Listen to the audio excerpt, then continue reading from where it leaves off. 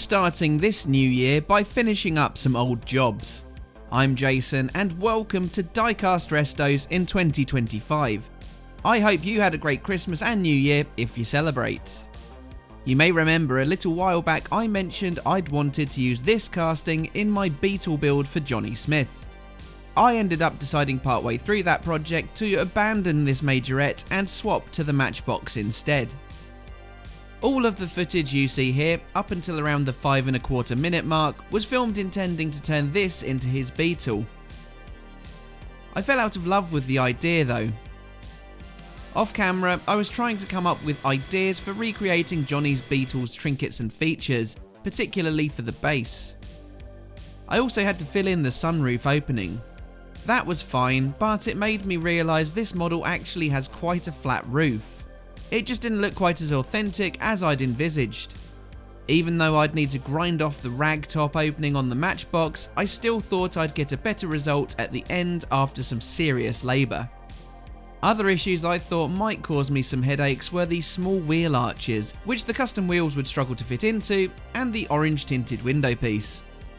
While I'll be painting this an authentic lemon yellow which will subdue that orange hue, I think against Jonny's horizon blue it would have been too much of a contrast. So let's focus on the Majorette model itself. It was first seen in the French manufacturer's Serie 200 in 1972, numbered 202. Dates of production are a little sketchy, but the next model to receive the number 202 was the Triumph TR7 in 1982. That's a model I've already customised and I'll link to that here. I really loved that build. The earliest 1302s had opening trunk features, but this was later cast shut like on my example. That would have enabled you to see the little moulded in suitcase which forms part of the interior piece. As that moulding didn't change after the casting was sealed shut, that suitcase would have gone unnoticed by many a child playing with it over the last 50 odd years. Here's a closer look at that suitcase. Castings were painted various shades of red, dark and light blues, greens, pinks, greys, oranges, the list goes on. There were stickers, often flowers or VW emblems that occasionally adorned the 1302, and wheels changed between all early majorette types. I think following the TR7's introduction, the Beetle went out of production, but it would reappear again a decade later with the number 203. I'm struggling to find a comprehensive list, but these continued to be made until around 2000. It featured in a number of Serie 300 sets with trailers, meaning there is even more potential for variations. I'd polished up this base long before thinking of all of the appendages and bumper bars I'd need to stick to it, likely resulting in it needing to be primered over. It was very satisfying how well it came out though.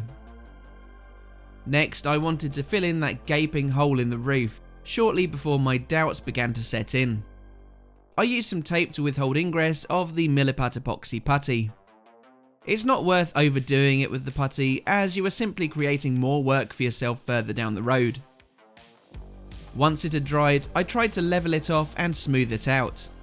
It's never as simple as one sanding, one primer and you're done. I like to get a coat of primer on it early to help give myself a bit of a morale boost. The first layer of primer going down is always such a good milestone to hit. In the meantime, I've also treated the wheels and have given the transparency a few touches of detail on its moulded in wipers and rearview mirror, plus the quarter light lines. Quickly you notice that my smoothing off job on the roof was subpar. It's still really quite lumpy. While the primer's out, the interior gets coated.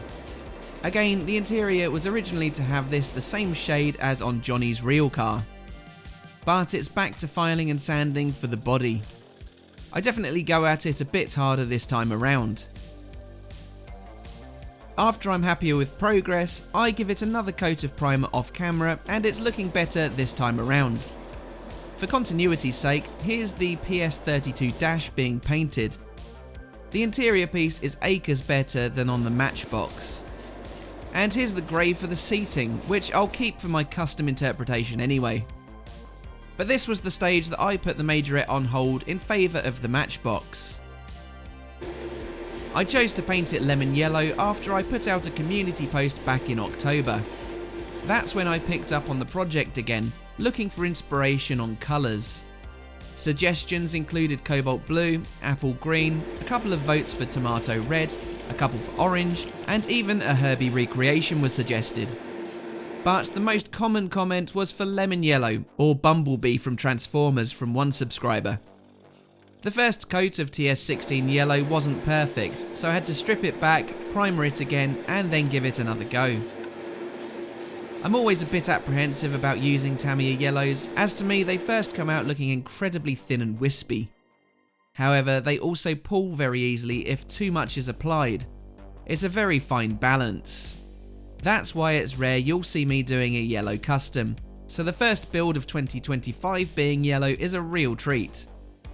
Anyway, now we move on to detailing. Following an outline of the seating trim, the exterior gets some chrome touches.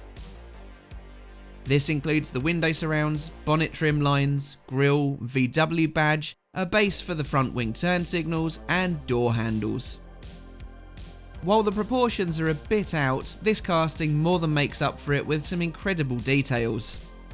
I love all of the vents, grills, and badging. In retrospect, I'm certain I could have made this work as a replica of Jonny's Beetle. I was quite tied up with the issues I listed earlier, but what do you think? Was I wise to use the modern Matchbox casting, or should I have persevered with this one? Or are you glad I used the MB so I could end up doing this custom even? Let me know down in the comments.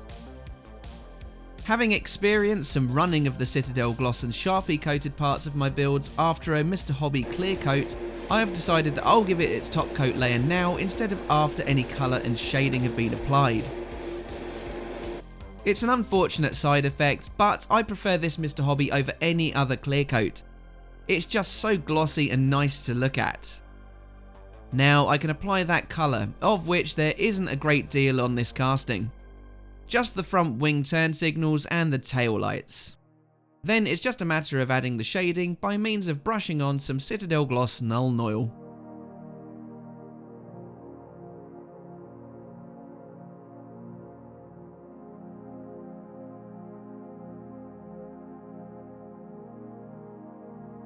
So let's put this overdue project back together. I've used a set of Greenlight Volkswagen wheel pack wheels on this build, as all the relevant 3D printed sets I had to hand were far too large for the small wheel arches. The casting is far too nice to modify those, and I have to say I adore this Greenlight set. But this was how my Majorette Volkswagen 1302 Beetle was looking when I set off on this adventure many moons ago. A lot of its original paint job had gone missing, replaced by some pink poster paint. I gave my multitude of reasons for abandoning this project originally earlier, but it's given me a totally different direction to aim for with it. The colour yellow was chosen following a recent community post, and this is how it turned out. I'm pleased with this yellow Tamiya paint job. The beautifully detailed Majorette casting lends itself to a bit of extra detailing. The trim lines, grills, door handles, badges and window surrounds have been chromed, and the tail lights and turn signals filled in. Having polished up the base, the bumpers, tailpipes and headlights are now gleaming. Greenlight's Volkswagen wheel pack are excellent additions to any custom classic VW, and this Beetle is no exception. They are narrow and small enough to fit inside the narrow arches, which explains why they are sitting fairly inboard. And as I said before, the yellow paint offsets the orange tint of the transparency, though it is difficult to see much of the interior through it. Tell me your thoughts on it in the comments and leave a like if you enjoyed the build. But all that leaves me to say is thanks for watching, and I'll see you again for the next one. Bye for now.